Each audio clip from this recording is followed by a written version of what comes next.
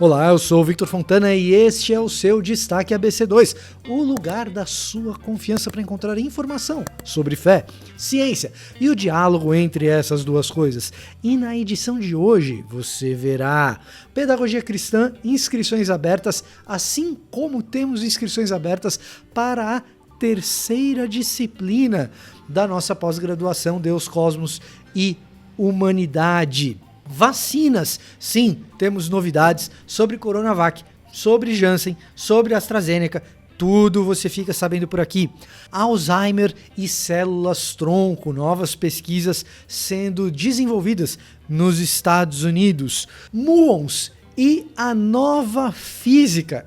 A gente tem muita coisa acontecendo no mundo da física e a gente vai começar a explicar nessa edição do Destaque ABC2. Haverá mais discussões sobre isso.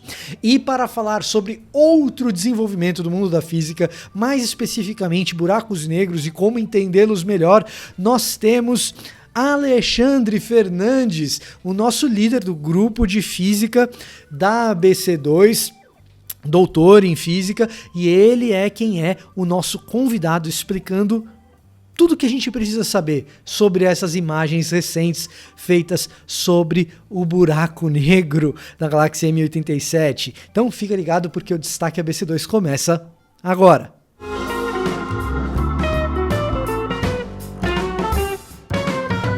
Pedagogia Cristã, quinta edição do curso, não participou do curso anteriormente por qualquer motivo que fosse, mas está a fim de fazer o curso agora, você pode. Curso online, professor Igor Miguel, curso super requisitado e bom aqui da ABC2, que tem duração de 30 horas e as inscrições abertas até o dia 10 de maio.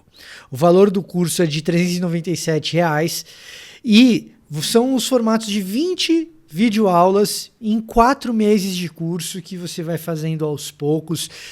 Já tivemos 4 edições do curso, sempre pedem mais. Chegamos à quinta edição, é a sua oportunidade de fazer. As inscrições ficam abertas até o dia 10 de maio. E não é só isso. Não é só isso. Deus, Cosmos e Humanidade, a nossa pós-graduação, reconhecida pelo MEC, sobre o diálogo entre fé cristã e ciência. Muito bem. Você já deve saber, se você acompanha o Destaque ABC2, que nós oferecemos a pós-graduação com um período de matrícula bonitinho e tal, mas se você quiser fazer disciplinas isoladas da pós, não, eu quero fazer só uma disciplina, você pode. E nós temos agora matrículas abertas até o dia 29 de abril para a terceira disciplina isolada do DCH. A gente está falando da disciplina do professor Guilherme de Carvalho, Cosmovisão Cristã e Teologia Natural. O início das aulas é no dia 3 de maio e você pode se inscrever até o dia 29 de abril. Tudo isso você sabe como? Acompanhando a ABC2 nas redes sociais, no Twitter, no Instagram e também aqui no Destaque ABC2 a gente sempre traz essas informações para você. Claro, você não vai receber esses avisos se você não tiver inscrito e com as notificações ativadas aqui no canal Cristãos na Ciência. Então é a tua oportunidade de se inscrever aqui, ativar as notificações e deixar ali sempre receber as notificações, que assim você fica sabendo quando tem o Destaque ABC2. Deixa o like também no vídeo que a gente agradece. E além de tudo, você pode sempre se tornar um membro da ABC2. Se você se identifica com o que a gente faz, com o nosso trabalho, com essa possibilidade de abertura de diálogo, de trazer a academia, o mundo acadêmico e da pesquisa para o conhecimento geral do cristão e trazer a fé cristã racional, bem pensada, para o diálogo com os acadêmicos, você se identifica com essa proposta, você pode se associar à ABC2. Como que você faz isso? Simples, você vai em cristãosnaciência.org.br/associar. Só ir lá, tem o link aqui na descrição. Então, fique ligado nas nossas redes sociais, associe-se e fique por dentro de tudo que acontece por aqui. Vacinas, vamos ao nosso resumo da semana sobre Covid-19. começando com essas boas notícias sobre vacinação, em especial resultados novos sobre testes da Coronavac, a vacina que a gente tem aplicado em maior quantidade no Brasil, pelo menos por enquanto. Portanto, resultados que dizem respeito à eficácia dessa vacina são muito importantes para nós. E, de fato, são boas notícias o que nós temos em relação a isso, já que agora, com um bom número de pessoas vacinadas, em especial profissionais da saúde vacinados e acompanhados em relação tanto à segurança quanto à eficácia da Coronavac, confirmaram um número muito próximo de eficácia daquele originalmente apresentado para sua aprovação na Anvisa e, mais do que isso, percebeu-se um aumento da sua eficácia desde que a segunda dose seja oferecida a partir de 21 dias da primeira dose. Isso significa que pessoas que eventualmente recebam a segunda dose um pouquinho depois do que era inicialmente planejado, continuarão com a sua imunidade produzida pela vacina e talvez até um pouco melhor. Isso é excelente notícia, já que a gente tem toda uma questão com as doses, não só da Coronavac, mas das vacinas que nós temos disponíveis aqui no Brasil. Além disso, nós temos essa semana duas notícias não tão boas, mas que não devem fazer os cabelos de quem escuta caírem. Não arranque seus cabelos, não fique com cabelos brancos por causa disso. Mas vale a atenção. E isso diz respeito à coagulação, à formação de tromboses em pessoas que foram vacinadas com a vacina da AstraZeneca, da Oxford, que é outra vacina que nós aplicamos aqui no Brasil. Nós não temos casos desse tipo no Brasil reportados. Temos alguns casos na Europa já há algumas semanas. Alguns países interromperam a vacinação com a vacina da AstraZeneca por causa disso. Depois retomaram. E a verdade é que, como já adiantado aqui no próprio Destaque ABC2, o número de casos é muito pequeno, fazendo com que o risco seja muito superior de permanecer sem a vacina do que alguém se vacinar e desenvolver algum tipo de problema plaquetário. O que temos de novidade é que alguns estudos essa semana apontam para, de fato, uma relação de causalidade entre a vacina e esses casos, e até mesmo uma hipótese a respeito de como essa reação do corpo acontece. A hipótese principal é de que o próprio sistema imune acaba reagindo contra as plaquetas no sangue e gerando esses coágulos.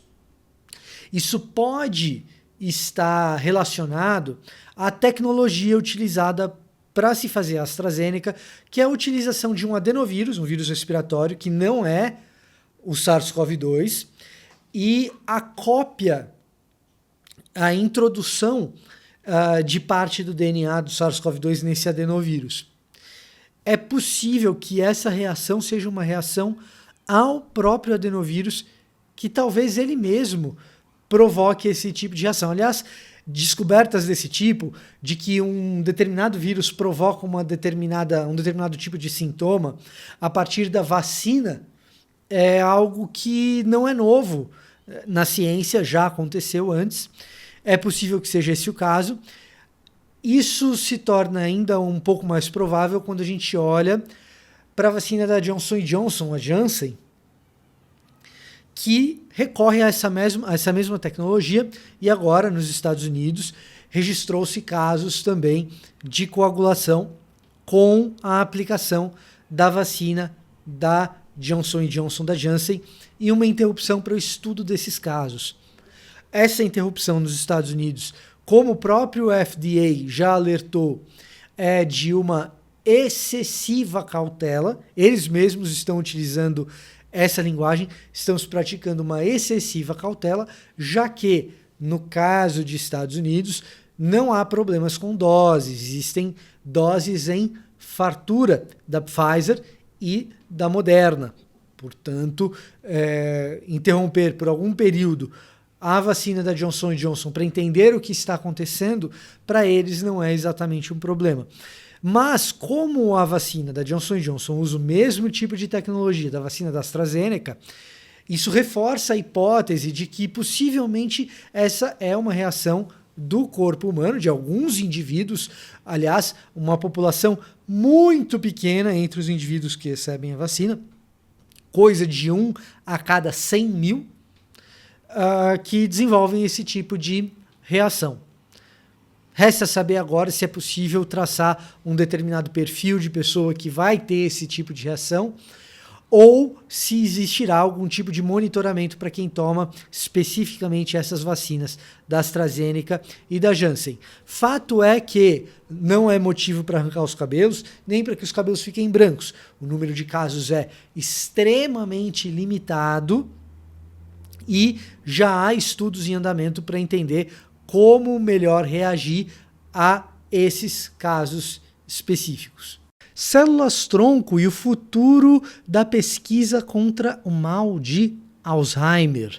Isso mesmo, essa semana o National Institutes of Health dos Estados Unidos, equivalente ao que seria o nosso Ministério da Saúde, anunciou uma iniciativa de projeto que é um projeto super ambicioso, com muito recurso envolvido por parte do governo, da iniciativa privada, colocando na mesma iniciativa, par a par, pesquisadores de Alzheimer e pesquisadores de células-tronco.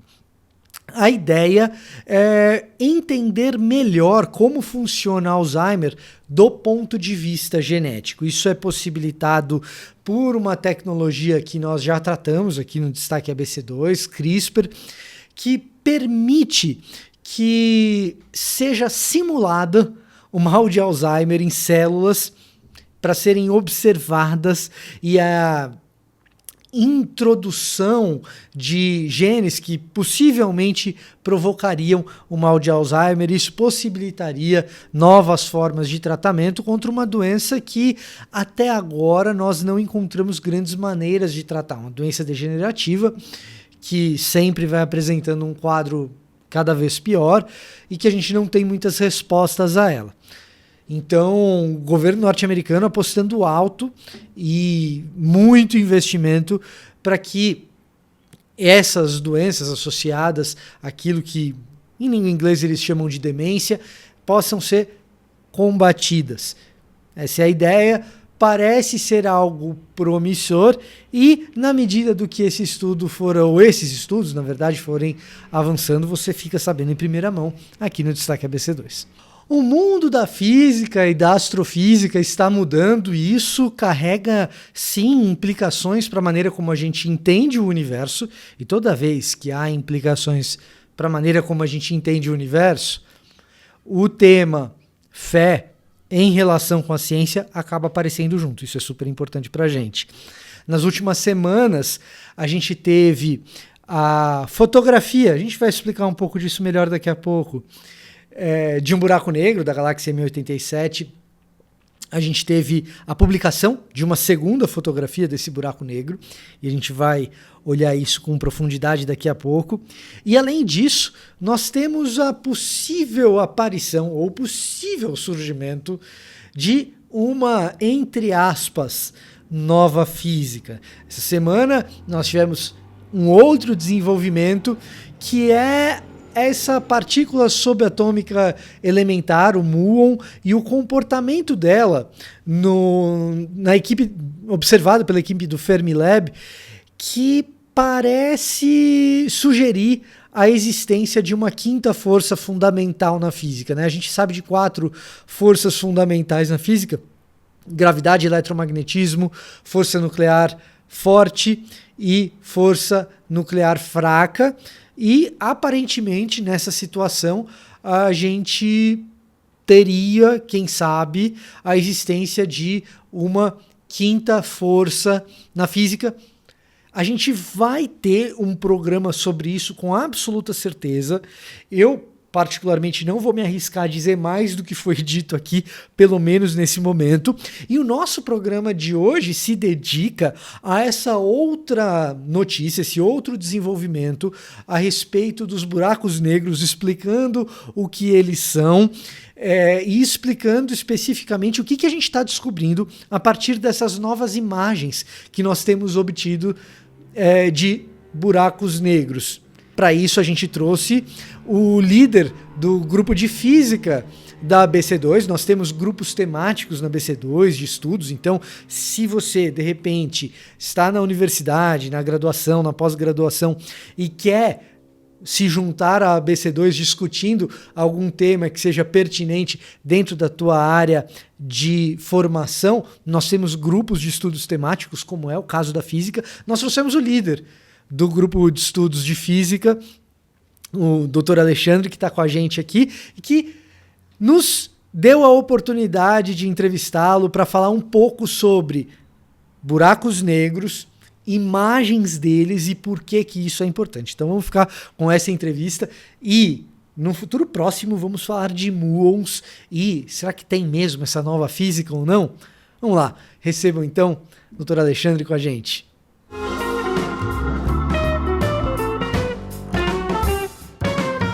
Então, para conversar sobre buraco negro já fotografado, uma nova imagem sobre fotografia de buraco negro e implicações disso para a física, o que isso pode significar para a gente, nós temos aqui com a gente o doutor Alexandre Fernandes. Alexandre, obrigado por estar com a gente. Alexandre é líder aqui do nosso grupo de física da ABC2. Antes de começar a gravação, eu chamei ele de Ricardo, porque eu tenho um amigo que chama Ricardo Alexandre, um lapso de memória, mas é que o assunto hoje é um assunto que enche aqui o meu cérebro, eu tenho um pouco de dificuldade, então eu já estou com a cabeça lotada. Alexandre, obrigado por aceitar o nosso convite, obrigado por estar aqui com a gente hoje. É certo, o prazer é meu, é sempre um prazer de falar dessas coisas que enche literalmente o espaço e o tempo, como é o caso dos buracos negros, né? Esses objetos tão amados, temidos e, para a maior parte das pessoas, desconhecidos, inclusive, né? Pois eu lembro, assim, da minha juventude, até a infância, eu acho, de ter contato com isso pela cultura pop. Filme, música, e até algumas confusões em relação a isso. Eu lembro de uma música de quando eu era adolescente, que em inglês, traduzindo, era o buraco de minhoca, e eu achava que o wormhole era o buraco negro. Por associação, eu sabia que era uma coisa do espaço que a música tratava, e eu não sabia os conceitos, então eu achava que era o buraco negro aquilo, e não é. Bom, enfim, mas explicando pra gente, para começar essa história, o que é o tal do buraco negro? E por que é importante a gente ter uma imagem dele, ou uma fotografia, se é uma fotografia mesmo, como é que isso funciona? Tá certo. Só fazer uma distinção aí logo de começo, o buraco de minhoca é um objeto que se conecta ao buraco negro de forma teórica. A gente ainda não descobriu o buraco de minhoca, né? Vai que descobre, né? Mas aí, e aí se descobrir, a gente volta aqui de novo para falar de buraco de minhoca, que é um outro objeto igualmente fascinante, né? Tem até umas travadas mentais excelentes. No caso do buraco negro, apenas definindo o que é esse monstro, eu sempre vou me referir a monstro, bicho, porque o negócio é grande, é grande. É um objeto que a gente chama de objeto astrofísico, inclusive, do tamanho que ele é. São algumas definições bem simples do que é isso. Buraco negro é um objeto que a gente utiliza a massa do Sol para determinar, vamos dizer assim, a sua massa. Tá? Dentro da física e da cosmologia, de forma geral, a gente determina as coisas em distâncias em anos-luz. Um ano-luz, só para a gente definir, vamos arredondar os números, 10 trilhões de quilômetros, um só. Tá? Porque a gente vai falar dessas distâncias daqui a pouquinho. E o restante é a questão da massa, quanto de massa que ele tem. Como esses objetos são muito grandes e compactos, a gente sempre compara a massa dele com a massa do Sol. A massa do Sol é gigantesca, depois é só dar um Google, você vai ver o número, é 1,989, seguido de 30 zeros quilo. Então é um negócio que não dá nem para citar. Tá? Isso é uma massa solar. Buracos negros, ele tem as suas unidades em massas solares. Tá? Então, a gente tem várias classificações de buracos negros estelares, de massa intermediária, supermassivo, que é o caso que a gente vai falar aqui, que estão no centro de galáxias. Tá? E então essa é a parte das unidades, ou seja, em massas solares. Um buraco negro ele é um objeto compacto, e aí é que vem uma definição muito interessante, tá? Inclusive tem uma consequência direta com a foto, que não é uma foto de um buraco negro. Eu vou explicar isso daqui a pouquinho. Buraco negro, ele tem o seu compacto ali, a sua massa toda, ele tem uma velocidade de escape maior que a velocidade da luz. O que é isso? Eu estou aqui na superfície da Terra, para eu sair da Terra, para eu sair do campo gravitacional da Terra, vamos dizer assim, ir por um foguete, qualquer coisa para Marte, para a Lua, como vai acontecer, se Deus quiser, daqui a poucos anos, eu preciso ter uma velocidade mínima, ou uma velocidade de escape. A gente arredonda esses números lá, e é uma velocidade de escape para eu poder sair do campo gravitacional da Terra. Para comparação, a velocidade de escape da Terra, claro que eu não vou atingir essa velocidade logo de cara, mas eu tenho que atingir ela em algum momento para me sair do campo gravitacional, é de, vamos arredondar, 11 quilômetros por segundo, não por hora, por segundo, para eu sair da superfície da Terra. Para sair da superfície do Sol, por exemplo, se isso fosse possível, seria da ordem de 600, eu vou arredondar os números, 650 quilômetros por segundo. Tá. Para eu sair da superfície de um buraco negro, eu preciso de uma velocidade de escape do campo gravitacional e tudo mais, análoga da Terra e do Sol, uma velocidade maior do que a velocidade da luz.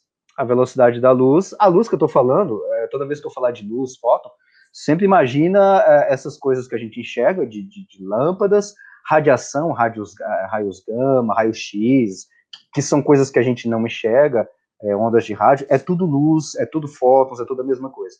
A velocidade da luz é de 300 mil quilômetros por segundo.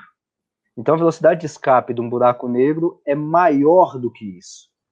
Consequentemente, um buraco negro é um objeto compacto, que tem dezenas, centenas, no caso do objeto que a gente vai falar aqui, milhões, que é o do buraco negro da nossa galáxia, e bilhões, que é esse buraco negro da galáxia M87, bilhões de massas solares, compactado em uma região onde a velocidade de escape é maior do que a velocidade da luz.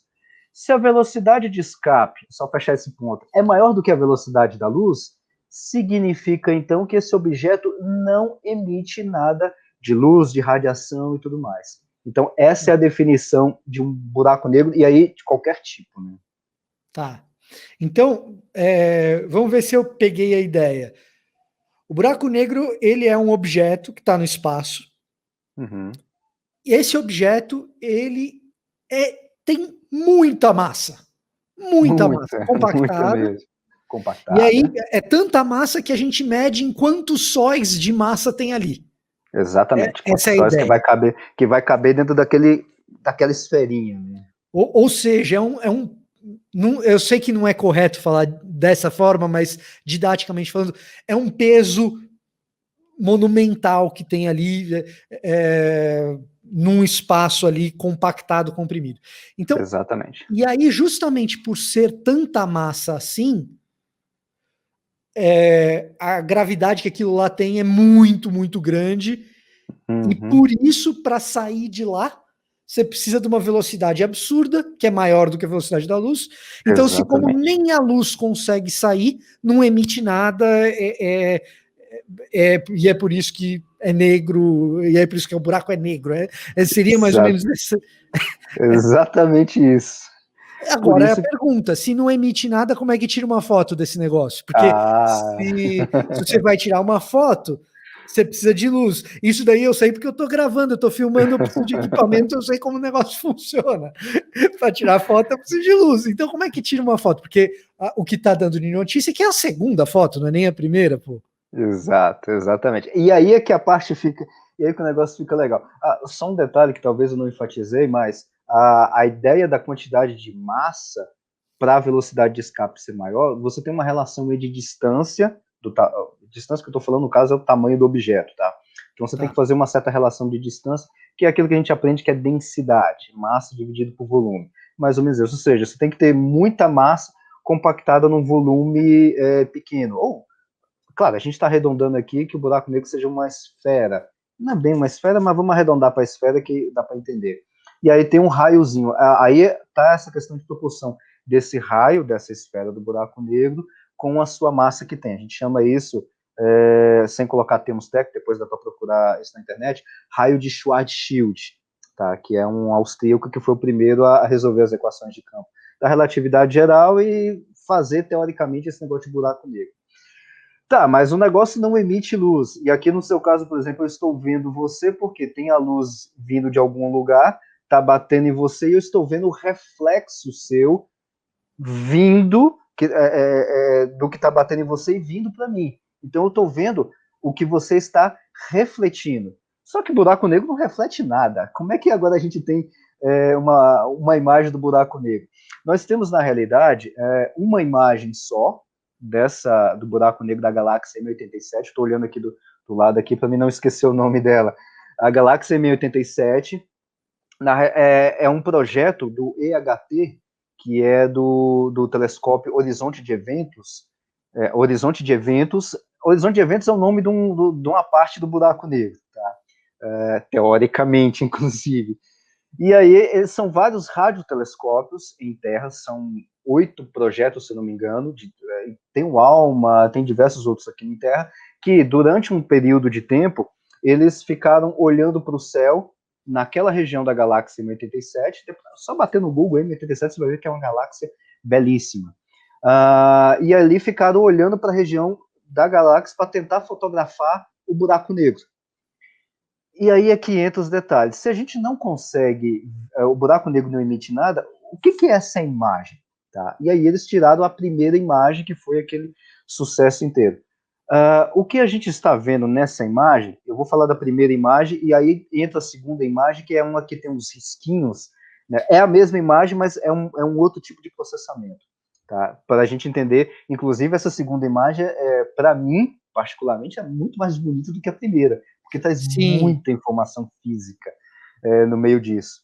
O que acontece ali naquela imagem é o seguinte, é uma imagem em ondas que a gente não enxerga a olho nu, tá? Em ondas de rádio e tudo mais. Tá? A onda de rádio a gente não vê raio-x, raios gama, micro-ondas, a gente não enxerga com os olhos, mas é uma radiação também.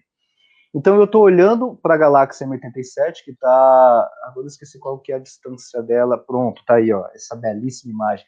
Essa é a primeira. Essa é a primeira, exatamente. Essa é a primeira imagem dela. 53,5 milhões de anos-luz de distância. Então, esse aí é o buraco negro dela, tá? É o buraco negro supermassivo que está no centro da galáxia M87. M87 está a 53 milhões de anos-luz de distância de nós. É uma outra galáxia. 53 milhões, multiplica por 10 trilhões e você vai saber a distância em quilômetros que eu não tenho nem ideia de fazer essa conta de tão longe que está. E aí o que acontece? Você apontou ali os telescópios durante, se não me engano, acho que foi uma semana, tirando essa radiação em ondas de rádio, depois teve um processamento bastante demorado e aí teve essa imagem. O que acontece nessa imagem? Um buraco negro é esse objeto que não emite luz, então ele não tem nada. Só que tem alguns buracos negros em núcleos que estão no centro de galáxias, que a gente chama de AGN, núcleo ativo de galáxia. Nem toda galáxia tem um buraco negro ativo. Por exemplo, na nossa galáxia, nós temos um buraco negro que foi fotografado junto com essa, mas não saiu a imagem ainda, de tão difícil que é a questão do processamento de imagem, tá? Isso aí daria uma outra conversa, mas é um negócio muito complicado, tá? E demorou bastante para sair essa, de tão... E assim, não é processador tipo os nossos computadores aqui, não. São 2 supercomputadores do MIT, se não me engano, estava envolvido. Agora não lembro se é de Harvard ou de Stanford. Tinha outros 2 supercomputadores só para processar essa imagem, tanto que os dados são pesados. Então, na nossa galáxia não tem, o buraco negro da nossa galáxia não é um núcleo ativo. que é núcleo ativo? É que tem ao redor do buraco negro um negócio que a gente chama de disco de acreção. No nosso não tem, mas na M87 tem. Por isso que está a facilidade. Disco de acreção, o que é disco de acreção? Disco de acreção é um material que está caindo dentro do buraco negro. Só que a gente vê o seguinte, o buraco negro ele é um negócio pequeno comparado com a galáxia, mas extremamente massivo. Né? Esse aqui, por exemplo, tem 6,5, se eu não me engano, 6,5 bilhões de massas solares, 6 bilhões de sóis compactado num raio pequeno. Por isso que nem a luz sai dele. Só que tem coisas que estão caindo nesse buraco negro supermassivo que está no centro da galáxia 87. O que a gente está vendo é o material que está caindo. Quase isso. Quase isso. Porque esse material que vai cair, ele forma esse disco gigantesco, mas é gigantesco mesmo. E a temperatura desse material não é nem material, isso já está para lá de plasma. É da ordem de 100 milhões de graus Celsius. Da ordem, né, de 100 milhões de graus Celsius. Para quem não sabe o que é plasma, tem que assistir a nossa entrevista anterior. Exatamente, eu lembrei disso agora, que é difusão nuclear, a parte de energia nuclear. Tá lá. Alexandre já esteve aqui com a gente numa entrevista sobre fusão, e ali a gente explica o que. Na verdade, ele explica para mim, para nós, o que é plasma. Exatamente, é aquilo lá, exatamente. Então eu vou nem explicar isso. Dá uma olhada lá, que lá a gente explicou sobre isso. E aí, quando você tem material aquecido, você tem emissão de radiação, de luz. Agora, voltando na imagem, o que nós estamos observando da imagem? Voltando na imagem, a gente tem. Eu vou colocar a imagem nova, então, aqui. Isso, beleza. Aí que fica fácil a gente bater em cima. Então, o que a gente está observando é o disco de acreção, tá? E aí, nós estamos observando que tem uma parte mais clarinha. Veja só, aqui já é o segundo processamento, mas serve do mesmo jeito. Então, observe que aqui tem uma parte mais clarinha, mais amarelada, e o amarelo mais escuro ao redor, tá? Então, tudo isso ao redor dessa região preta, daqui a pouco eu falo o que é essa região preta, tudo isso ao redor não está de frente exatamente para a gente, mas tem uma certa inclinação, tá? Então, por isso que tem uma região amarelada um pouco mais clara e a região, vamos dizer assim, mais de trás, está um pouco mais, um amarelo um pouco mais quase sumindo, porque tem uma certa angulação. Essa angulação é da galáxia em relação a nós. Por isso que a gente está vendo justamente isso. É como se fosse o disco meio que inclinado. E aí, o que a gente está observando é a radiação do disco de acreção. Radiação do disco de acreção. E essa radiação em comprimento de onda, se não me engano, de ondas de rádio. Porque você está emitindo de raio-x, de raios gama a, acho que mais, em ondas de 21 centímetros, que a gente chama, é outro tipo de radiação. Então está emitindo em todos os comprimentos de onda. Só que nós estamos observando isso em ondas de rádio. Beleza. Tá, mas cadê o buraco negro? O buraco negro não aparece aí. Tá, então isso não é uma foto do buraco negro? É. Por quê? Porque essa região escura que você está observando aqui, bem no centro, mais escurinha, essa região é a sombra do buraco negro no disco de acreção. Porque se o buraco negro não emite nada, para eu observar um buraco negro, eu preciso fazer igual o Nobel do ano passado, de 2020, ver movimento de estrelas ao redor de um ponto preto que tem uma grande força gravitacional e eu não estou vendo nada. Isso é uma forma de ver o buraco negro, entre aspas, ou eu ver a sombra dele. Como é que eu vejo a sombra dele? Quando o buraco negro está fazendo sombra em alguma coisa. No caso, eu estou vendo o disco de acreção, que está meio inclinado, é meio difícil falar da inclinação dele aqui em 3D, mas ele está meio inclinado, e aí quando eu estou observando uma sombra em cima do disco de acreção. E aí eu vendo agora em 2D aqui da Terra, eu estou vendo o disco de acreção e um negócio meio tampado. Esse negócio meio tampado é a sombra do buraco negro em cima do disco de acreção, e por isso que eu estou vendo a foto essa belíssima foto, que inclusive eu uso até como papel de parede, essa segunda imagem do meu computador, só para ficar apreciando de tão linda que é. Né? É belíssima. Tá, mas qual que é a implicação disso? Por que isso é tão importante? Para começar, só um pequeno trajeto histórico. Para começar, a gente tem, vamos dizer assim, definição de buraco negro do século XVIII, de um negócio chamado de Dark Star. Na física, sempre que você ouvir essa palavra dark, pode dizer, pode ter a intuição que os físicos não sabem o que é. Dark matter, matéria escura, a gente não sabe o que é. Dark energy, energia escura, a gente não. E assim, literalmente, a gente não sabe o que é, a gente não tem comprovação, só teórico ali. E aí tinha as Dark Star, que eram estrelas escuras, estrelas negras, teorizado lá por Laplace e por outros caras lá, puxando da mecânica newtoniana. Depois a gente tem as equações da relatividade geral, que elas são. A relatividade geral ela é testada continuamente, tá? Inclusive nessa imagem ela também é testada. Mas é testada como? Puxando das equações da relatividade geral, o próprio Einstein fez isso, publicou um paper em 1918, teorizando essas dark stars, né, ou essas estrelas escuras. Esse nome não existia de buraco negro. Depois veio o Schwarzschild, de 1917, se não me engano. Aliás, 1917, 18. É porque ali é tanta coisa que é publicada ali no meio, a gente acaba se confundindo nas datas. Mas é ali, entre 17 e 19, entrou o Esse pedaço Schwarzschild. da história é a época do ano Mirabilis do Einstein? É um pouco depois. O ano Mirabilis do Einstein de 1905, porque foi ele sozinho. Tá. Entre 1916, que é a publicação da relatividade geral, e 1930, nós temos um monte de paper do Einstein, crescimento e publicação da relatividade geral, vamos dizer assim, inauguração da cosmologia, dentro desse período, nascimento e crescimento da mecânica quântica, de 1916 a 1930. Então, assim, é muita coisa que está explodindo ali durante esse período de desenvolvimento teórico, né? É muita coisa, por isso que a gente acaba se misturando um pouquinho na história. Então, depois do Einstein veio o Schwarzschild, e aí, só teoricamente, esse negócio de buracos negros, né, que é o que a gente chama de buracos negros.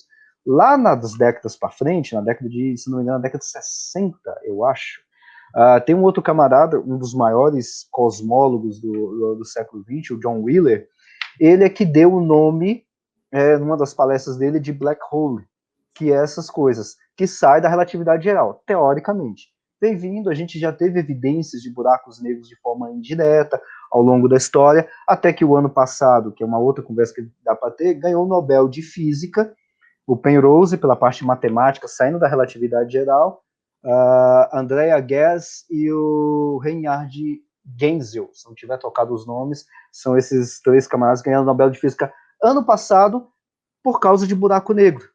Ah, então tem muito tempo? Não, buraco negro é um negócio de 2005, que a gente tem evidência, vamos dizer assim, de forma quase que direta de buraco negro.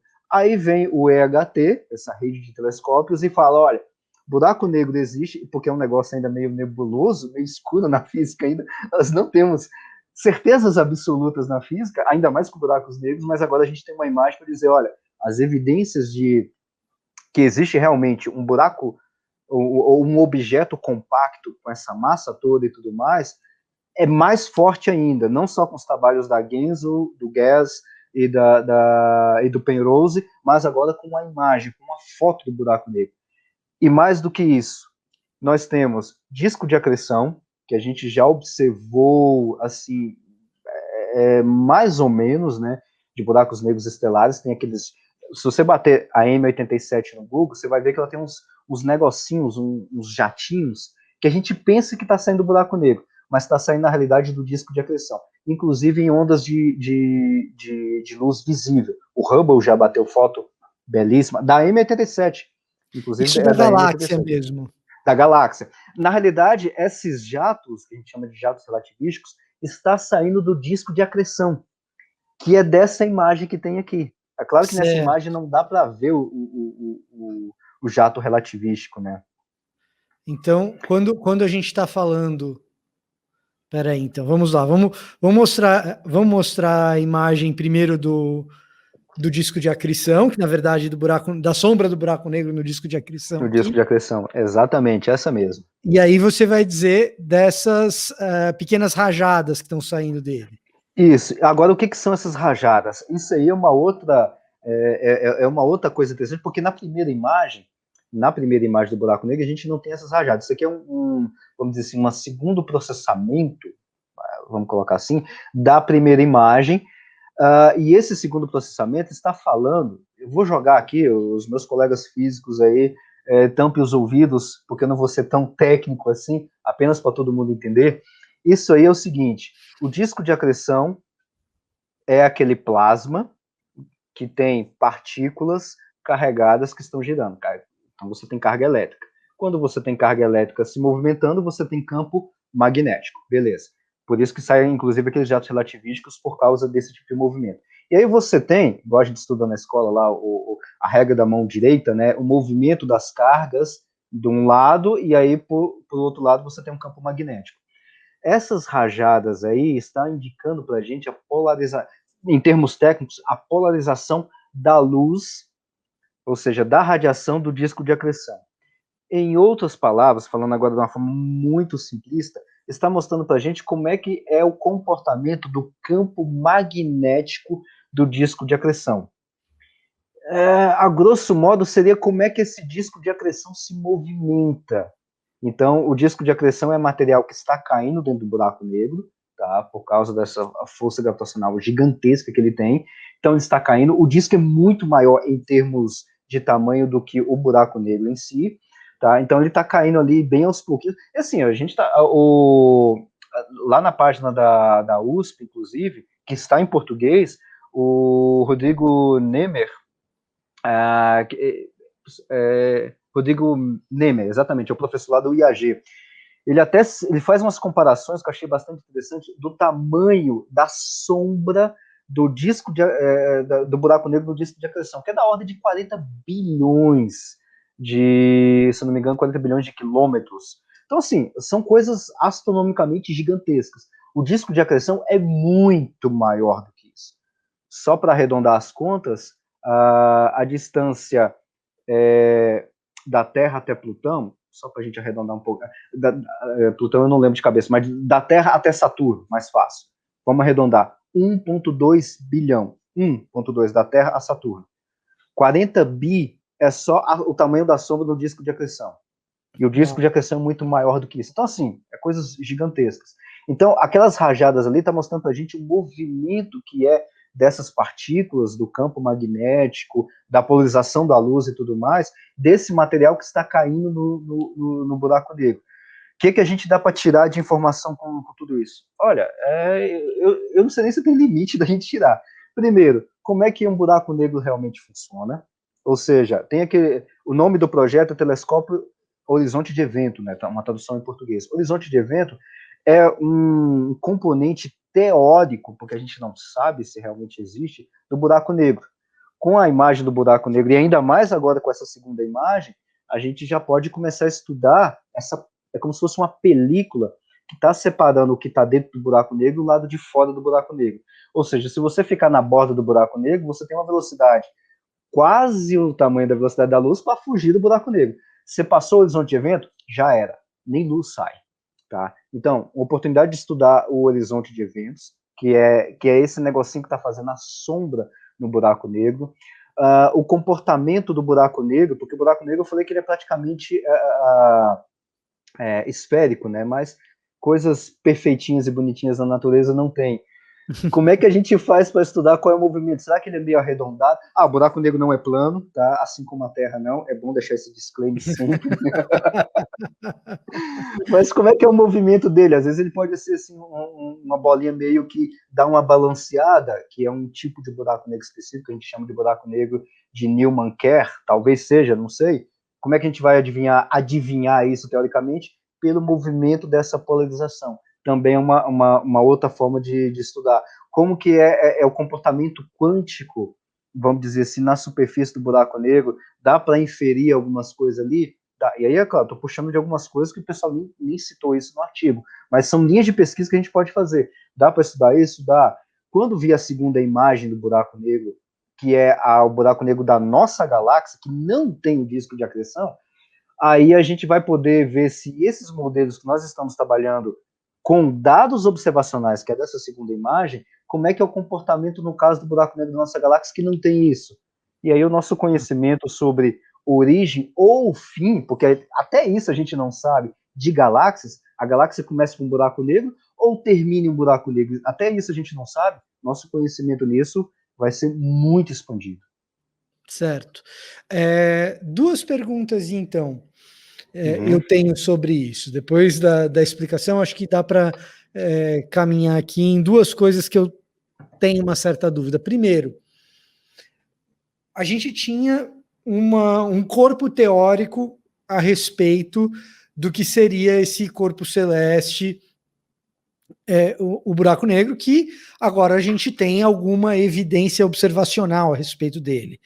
A uhum, pergunta é: essa evidência observacional, ela desafia algo que a gente imaginava dentro daquilo que a gente tinha de teoria? Essa é a primeira pergunta, tá? uhum, Ou se o que tem ali é o que a gente esperava mesmo, né? uhum, E a segunda pergunta é: pelo que você está me dizendo das possíveis pesquisas que podem surgir a partir do que a gente tem agora, a gente está num ponto de inflexão do que seria o estudo da astrofísica, vamos dizer. Tem muita coisa nova que parece que está borbulhando por causa disso especificamente. uhum, exatamente, tem. Bom, indo para a pergunta mais fácil, que é essa última, tem bastante coisa, tem muita coisa, e mais do que isso, a gente está abrindo uma outra porta, que é uma outra conversa que daria, que é a questão de ondas gravitacionais, aliado com esse tipo de observação. Porque essa observação que a gente fez agora, eu estou falando a gente, não fui eu não trabalho no EHT, tá? É a galera lá do Alma e uma outra turma de Aí, astrônomos de primeira. a gente no sentido de humanidade, né? Isso, exatamente, a gente no sentido de humanidade, né? Então, a gente fez essa observação dessa imagem, e é uma observação de imagem com radiação, ou seja, com luz, né? Com ondas gravitacionais, aliado a esse tipo de observação, que é uma área da física que surgiu agora que eu digo é depois das ondas gravitacionais, que a gente chama uma tradução em português, astronomia multimensageira, acho que ficaria mais ou menos assim, astronomia multimensageira. O que é isso? É a observação de coisas com luz, como é esse objeto, mas com ondas gravitacionais, que ondas gravitacionais é um negócio que a gente não vê também. E aliado a isso, por que dá um boom muito grande? Porque as ondas gravitacionais que a gente já observou até agora, em sua grande maioria, não todas, mas em sua grande maioria, é de fusões de buracos negros. Tá. Buracos negros de massa estelar.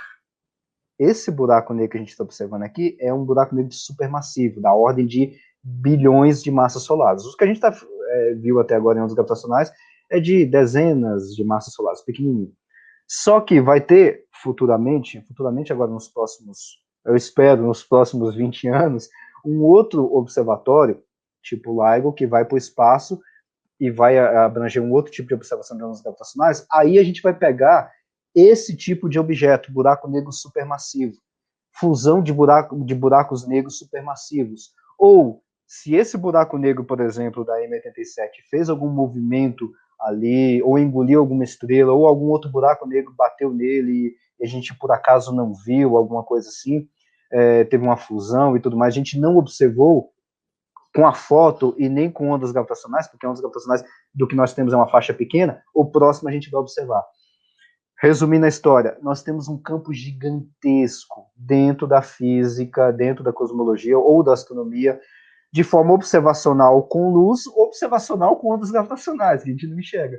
Ou, aí eu já amarro com a questão anterior, ou no campo teórico, porque no campo teórico, o que nós tivemos até agora está dentro do esperado. Dos nossos modelos de buraco negro, por exemplo, o que vai puxar as ideias do Penrose do ano passado, que ganhou o Nobel ano passado, mais uns outros modelos de buracos negros, está mais ou menos, porque não dá para bater 100%, graças a Deus, porque tem problemas com relação a isso também, não dá para bater 100% o martelo, está mais ou menos dentro do esperado.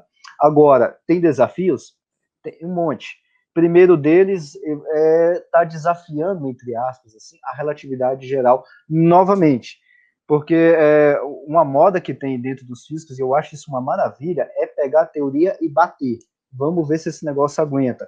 E está batendo na relatividade geral desde 1919. Até agora, ela passou em todos os testes, né? E com fotos de buracos negros, com ondas gravitacionais e outras coisas mais, de observações desse tipo, e imagem, a foto em si, ela é muito bonita e tudo mais, mas a parte física, que é essa segunda imagem, onde mostra a polarização da luz, que tem muito daquelas coisas que eu mencionei, isso também serve de teste. Peraí, será que a relatividade geral ainda está funcionando muito bem? Vamos ver aqui como é que é o movimento do disco de acreção, do buraco negro, está encaixado com a relatividade geral? Até agora tá tendo. Mas isso vai continuar quando a gente vê fusões de buracos negros, ou a hora que sair o buraco negro da nossa galáxia, que não tem disco de acreção, será que a relatividade geral ainda funciona para um buraco negro sem disco de acreção como a nossa?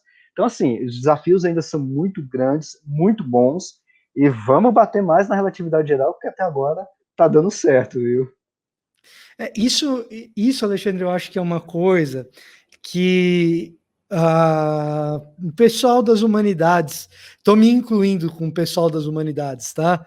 E vou ser específico no meu caso, no caso da teologia, a gente poderia aprender um pouquinho com as ciências naturais, em especial com esses testes da relatividade, que quanto mais você bate no modelo, mais forte ele se torna, e não o contrário, né? E a relatividade acho que é muito nessa linha, porque muito se testou e muito se bateu, e por isso hoje pode se afirmar, putz, é muito confiável. Exatamente. E assim, funciona numa gama muito grande de circunstâncias, ou tudo que é circunstância que a gente poderia ter pensado até agora funcionou. tá funcionando, né? E assim, não que a relatividade geral seja um modelo perfeito ou ela explica tudo. Não. A relatividade geral ainda tem problemas, e eu estou falando em campo teórico, problemas que a gente já conhece, aliás, a gente não, Einstein mesmo já via problemas na relatividade geral e estava trabalhando naquele negócio chamado de teoria de teoria do campo unificado, alguma coisa assim.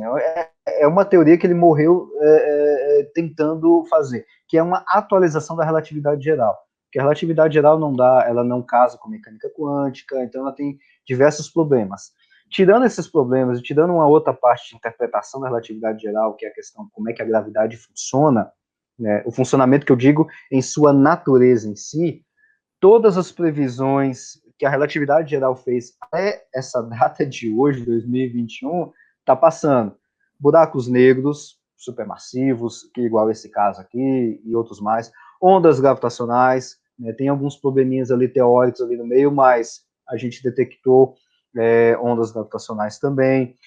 Desvio da luz, a gente observa um fenômeno, e na verdade esse foi o primeiro, né, que foi observado, inclusive aqui em Sobral, no Ceará, em 1919, você tem uma estrela numa determinada posição, 6 meses depois você observa a estrela, que a luz da estrela está passando perto do Sol, está em outra posição. Aí o Einstein foi lá e cravou qual que é o ângulo exato de acordo com as equações dele. Tá? Então você tem desvio.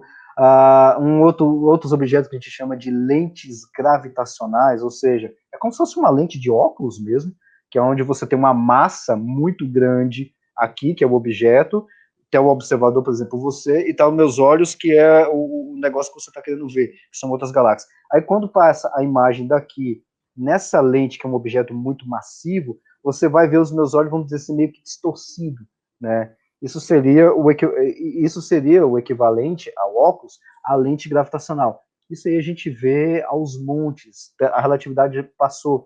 E só um último testezinho, só de citação, que foi com o buraco negro da nossa galáxia, inclusive, fizeram um teste lá, que tem umas estrelas ao redor dele, por isso que a gente desconfia que tem um buraco negro supermassivo no centro da nossa galáxia, tem umas estrelas rotacionando ele, é o movimento dessas estrelas quando vai passar bem perto do buraco negro, né, bem perto, e faz uma elipse, então tem um momento que ele passa bem pertinho, e aí tem alguns fenômenos ali, uma periélio, tem algumas coisinhas que acontecem ali. E, se eu não me engano, acho que 2018, 2019, bem recente agora, não tem 4 anos, fizeram um teste de observação com essas estrelas, falou, vamos ver se a relatividade geral ainda está funcionando? Vamos medir lá. E aí fizeram a medida, observação mesmo direto. Foram lá nos cálculos, compararam, relatividade geral ainda está funcionando até nessa coisinha que a gente achava que talvez não funcionaria, que é onde a gravidade é muito extrema, tanto nesse caso quanto na foto do buraco negro. Tá vivendo, ainda tá sobrevivendo ainda, né? Resistindo aos testes do tempo. Exatamente. Tá certo. Alexandre, olha, é uma delícia conversar com você, cara. É muito bom poder entender um pouco mais dessas coisas que, assim, talvez a gente devesse ter um pouquinho mais de fundamento no ensino médio, não sei. Falta um pouquinho lá no ensino médio ainda. Talvez, para todo mundo poder ser incluído na conversa, mas o desejo é esse, né? Da gente conseguir incluir o maior número de pessoas nesse tipo de conversa que ajuda a gente a entender o cosmos, né? Ajuda a gente a entender o universo no qual a gente está, né? Exatamente. Isso é muito bom. Eu agradeço mais uma vez por você estar aqui com a gente. E olha, eu vou deixar aqui, eu não sei se o convite, eu não sei se o spoiler, eu não sei como é que vai ser, se vai ser com o Alexandre mesmo, mas a nossa intenção de dar uma caminhada para outras coisas que a física tem nos apresentado aí, porque é um campo de estudo que está borbulhando, fervilhando nos últimos tempos aí. É impressionante, Alexandre, o que está acontecendo. A história dos muons que a gente estava comentando, tem pano para manga também, precisa de alguém para explicar para a gente. Então, logo mais a gente vai ter alguma coisa do gênero de novo também. Vai ser uma beleza. E é muita coisa que está surgindo. E assim, é tanta coisa que está surgindo que a gente está, no meio da física, a gente está chamando, não é de agora, mas já tem bastante tempo, de fenômenos além da física. Não é metafísica ainda, a gente ainda está no mundo, no nosso universo. Mas o pessoal dentro da física está chamando de uma nova física. Porque assim, é tanta coisa que está aparecendo, algumas coisas ainda está dentro do que previsto e tudo mais, mas assim, tem o previsto, tem o limite do que vamos dizer assim, do que é teorizado, mas assim, os dados estão batendo e parece, no caso dos muons, sem dar spoiler, parece que tem alguma coisa que está passando já dos limites do esperado. E o que tem depois? A gente não sabe, vamos pesquisar. É uma Dark Physics que está aparecendo aí. A gente não sabe o que está acontecendo. Quando a gente não sabe, a gente chama de Dark. Dark, exatamente. Essa eu vou guardar para mim. Vou extrapolar para além da física essa, viu? Exatamente. Funciona. Dark Physics, Dark Matter, Dark Star. Pronto, você não sabe o que é. Aí você sabe alguma coisinha, você chama de Black Hole. Você sabe alguma coisinha, você não sabe muito ainda não. Mas assim, a gente vai meio que caminhando no palavreado, viu? Tá certo. Alexandre, mais uma vez, muito obrigado, viu? Foi um prazer, viu? Eu estou à disposição sempre que quiserem. Tá ótimo, tá ótimo. E você que nos acompanha, fique ligado, porque a gente vai ter mais física aqui no Destaque ABC2. A gente vai ter mais física em diálogo com fé, porque isso também dá um certo pano para manga. Você falando que a física está indo para além do que é. Não é metafísica ainda, mas. Ainda, exatamente. Então dá um certo pano para manga. Então você fica ligado aqui no Destaque ABC2. Toda quinta-feira, divulgação científica em diálogo com a fé para você. Nós vamos ficando por aqui. Até a próxima. Até mais, Alexandre. Até mais você que nos assiste. Até mais, pessoal.